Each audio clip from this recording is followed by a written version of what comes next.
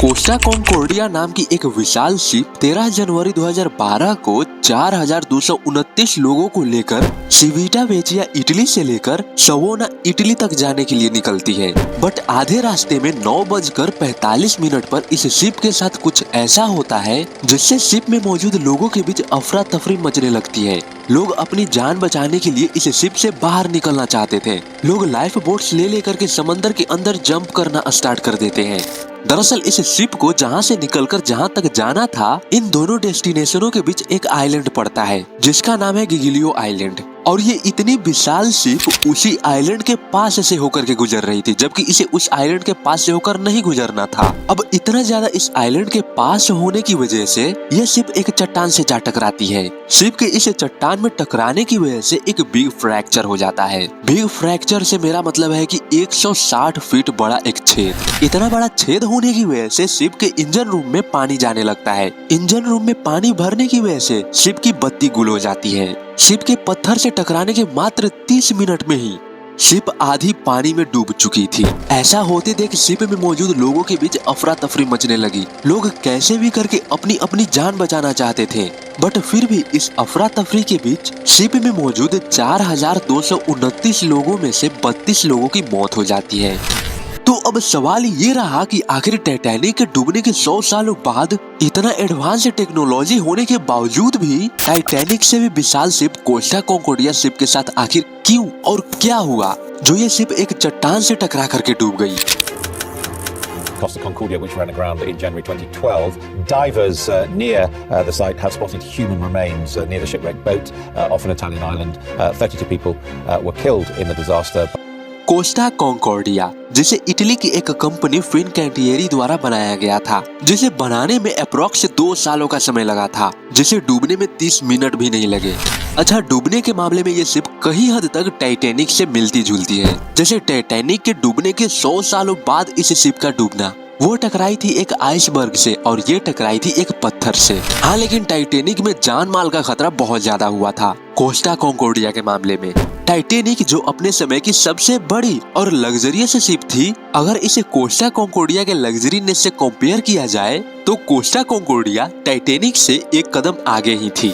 तो कोस्टा कॉन्कोर्डिया का size Titanic से काफी बड़ा था। टाइटैनिक जहां 832 फीट और 8 इंच की थी, तो वही कोस्टा कॉन्कोर्डिया का साइज 951 फीट और 5 इंच था। टाइटैनिक का वेट 46,000 टन था, तो वहीं कोस्टा कॉन्कोर्डिया का वेट 1,14,500 टन था। टाइटैनिक की चौड़ाई जहां 92.5 फीट थी, तो वहीं कोस्टा की चौड़ाई 118 फीट। जब टाइटैनिक डूब रहा था तो उस पर 2,201 लोग सवार थे, जबकि टाइटैनिक पर लोगों की सवार होने की कैपेसिटी 3,547 लोगों की थी। वहीं जब कोस्टा डूब रहा था तो उस वक्त उसमें 4,229 लोग सवार थे, जबकि इसकी कैपेसिटी 4,890 लोगों की थी। टाइटैनिक जिसे पूरी तरह से डूबने में 2 घंटे और 40 मिनट का समय लगा था, वहीं कोस्टा कॉन्कोर्डिया गिगिलियो आइलैंड के पास एक चट्टान से टकराने की वजह से मात्र 30 मिनट के अंदर ही डूबना स्टार्ट हो चुका था। टाइटैनिक डूबने के बाद सतह से 12,460 फीट नीचे पड़ा था, लेकिन कोस्टा कॉन्कोर्डिया के केस में माना जाए तो ये जमीन पर ही फंसा था, क्योंकि ये आइलैंड के काफी ज्यादा नजदीक था, जबकि इसे तो उस द्वीप के आसपास भी नहीं होना चाहिए था। तो यहाँ पर सवाल ये उठता है कि आखिर ये शिप उस द्वीप के पास कर क्या रही थी। इसका जवाब हमें आगे पता चलने वाला है। टाइटैनिक जो उस समय की दुनिया की सबसे पहली लग्जरी जहाज मानी जाती थी, बट कोस्टा कॉन्कोर्डिया टाइटैनिक से भी कई कदम आगे थी। टाइटैनिक जिसमें 2 इंजन थे, तो कोस्टा में 6 इंजन थे। इसमें 5 रेस्टोरेंट, 13 बार, 40 थिएटर्स और 4 तो स्विमिंग पूल भी मौजूद था। और सिर्फ इतना ही नहीं, कोस्टा में 55 केबिन्स डायरेक्टली एक्सेस कर सकते थे। टाइटैनिक के कप्तान कैप्टन एडवर्ड जे स्मिथ अपने जहाज के साथ डूब गए, यहाँ तक कि अब तक उनकी बॉडी भी नहीं मिल पाई। बट कोस्टा कॉन्कोर्डिया का कप्तान, इसकी तो एक अलग ही भसड़ थी। आगे बताता हूँ कि इसकी भसड़ क्या थी। फ्रांसिस्को चैटिनो जो कोस्टा कॉन्कोर्डिया का कप्तान था, इसी के कंधे पर शिप का सारा कंट्रोल था, जिसने ऑलरेडी कई बार इस रूट से ट्रेवल भी कर रखा था। इसलिए ज्यादा ओवर कॉन्फिडेंस की वजह से इसने मेन रूट को छोड़कर कोस्ट की तरफ जाने लगता है, और कोस्ट के बहुत ज्यादा नजदीक जाने की वजह से शिप एक पत्थर से टकरा जाती है। जिसकी वजह से शिप के लेफ्ट साइड में 53 मीटर लंबा एक छेद हो जाता है, जिसकी वजह से समुद्र का पानी अंदर आने लगा। अब यहाँ पर सवाल ये उठता है कि क्या कप्तान को रेडार में इतना बड़ा ऑब्जेक्ट दिखाई नहीं दिया? तो भाई साहब, इस बंदे को अपने काबिलियत पर इतना यकीन था कि इन्होंने तो नेविगेशन सिस्टम ही ऑफ कर दिया था, क्योंकि इनका कहना था कि इन्होंने इस रूट को इतनी बार ट्रैवल कर लिया है कि वो इस शिप को अपनी आंखों के मदद से ही नेविगेट कर सकते हैं। और तो और उन्हीं के एक क्रूज मेंबर ने बताया कि उस दिन कप्तान ने अपना चश्मा भी नहीं पहना था। अब यहाँ पर सवाल ये उठता है कि आखिर कप्तान ने शिप को अपने मेन रूट से न ले जाकर उसे टर्न क्यों किया, जिसकी वजह से इतना बड़ा हादसा अंजाम हो गया। इसके तो कई रीजंस बताए जाते हैं, जैसे फ्रांसिस्को वैसे तो मैरिड था, फिर भी इसका अफेयर एक बहुत ही छोटी मोल्दोवन डांसर लड़की के साथ चल रहा था। उसी को इम्प्रेस करने के लिए इसने इस लग्जरी क्रूज को कोस्ट के इतने करीब ले आया जिससे लड़की इम्प्रेस हुई या ना हुई, लेकिन ये शिप जरूर इम्प्रेस हो गया। जबकि इस बात पर फ्रांसिस्को की टिप्पणी ये थी कि उसने यात्रियों को अच्छा दृश्य दिखाने के लिए क्रूज को आइलैंड के इतने करीब ले गया था। और अब रूल के अनुसार शिप का कप्तान ऐसे किसी भी हादसे में सारे यात्रियों के सेफ्टी और बीच बचाव के बाद कैप्टन को लास्ट में शिप से बाहर उतरना होता है, जैसा कि टाइटैनिक के कप्तान ने किया था, यहाँ तक कि उसकी जान भी चली गई थी। बट इस केस में ये बंदा जैसे ही शिप डूबने लगी वैसे ही ये फर्स्ट लाइफ बोट में बैठ करके निकल लिया, जबकि कप्तान का इस पर यह कहना था कि यात्रियों के बीच बचाव के दौरान उसका पैर फिसल गया और वो लाइफ बोट में जा गिरा और बहुत ज्यादा क्राउड होने की वजह से वो शिप में वापस भी नहीं आ सका। खैर, अब कप्तान के ना होने की वजह से शिप के अंदर जो क्रू मेंबर्स थे उनको यात्रियों को बाहर निकालने का ऑर्डर काफी लेट से मिला। बट क्रू के कुछ मेंबर्स ने ऑर्डर आने से पहले ही लाइफ बोट्स को प्रिपेयर करना स्टार्ट कर दिया था। पैसेंजर्स, जिसमें ज्यादातर इटालियन, जर्मन और इंडियंस थे, उन्हें रेस्क्यू करने के लिए लाइफ बोट का इस्तेमाल किया गया।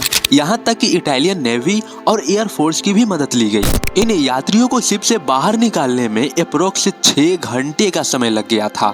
अच्छा, अब जैसे ही टाइटैनिक के डूबने के बाद टाइटैनिक को वैसे ही छोड़ दिया गया था, बट इस केस में ऐसा नहीं था, क्योंकि कोस्टा के 2012 में डूबने के बाद ही इसे निकालने का काम शुरू कर दिया गया और 2017 में जेनोवा ले जाकर के इसकी लास्ट स्क्रैपिंग की गई। इस प्रोसेस के इतने लंबे चलने के कुछ रीजंस भी हैं। दरअसल इस शिप के सिंक होने के बाद इसे अलग अलग फेजेस में निकाला गया, यानी इसे निकालने से लेकर इसकी स्क्रैपिंग करने तक 5 सालों का समय क्यों लगा, क्योंकि इसे अलग अलग फेजेस में निकाला जा रहा था। जैसे सबसे पहला स्टेज था इस शिप को डीफ्यूलिंग करना, यानी शिप के अंदर से सारे डीजल को निकालना। शिप के अंदर से इस ईंधन को निकालने में 2 महीनों का समय लग चुका था। इस प्रोसेस के खत्म होने के बाद सेकेंड स्टेज में यानी डीफ्यूलिंग हो जाने के बाद 2013 में शिप को वापस से खड़ा करने का प्रोसेस स्टार्ट कर दिया गया। देन इसे रीफ्लोट कराया गया। रीफ्लोट कराने के लिए शिप के चारों कोनों पर पिलर्स लगाए गए और आखिरकार 2014 में शिप को यहाँ से टो करके जेनोवा ले जाया गया। थर्ड स्टेज में शिप को जेनोवा ले जाने के बाद इसके स्क्रैपिंग का काम शुरू कर दिया गया, जहां इस प्रोसेस में 3 साल लग गए और 2017 के लास्ट तक शिप को 90% तक रिसाइकल कर लिया गया। इस इंसिडेंट में पीड़ितों के मुआवजे, जहाज को फिर से तैराने, इसे टो करके जेनोवा ले जाने और स्क्रैपिंग करने तक की कुल लागत $2 बिलियन लग गई, जो कि इस शिप के निर्माण लागत जो कि $570 मिलियन है, इससे 3 गुना ज्यादा था। अब रही बात कि कैप्टन फ्रांसिस्को के साथ क्या हुआ, क्योंकि सारा तो इसी का किया धरा था।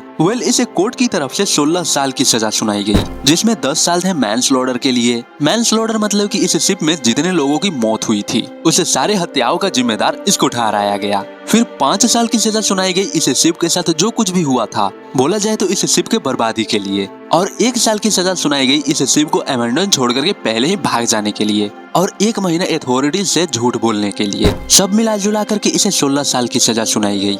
आई होप कि आपको ये वीडियो अच्छी लगी हो। अगर लगी तो आपसे एक छोटी सी रिक्वेस्ट है, अपना एक कीमती लाइक इस वीडियो को डोनेट जरूर करें। बाकी मैं मिलता हूँ किसी और नेक्स्ट वीडियो में, तब तक के लिए बाय बाय।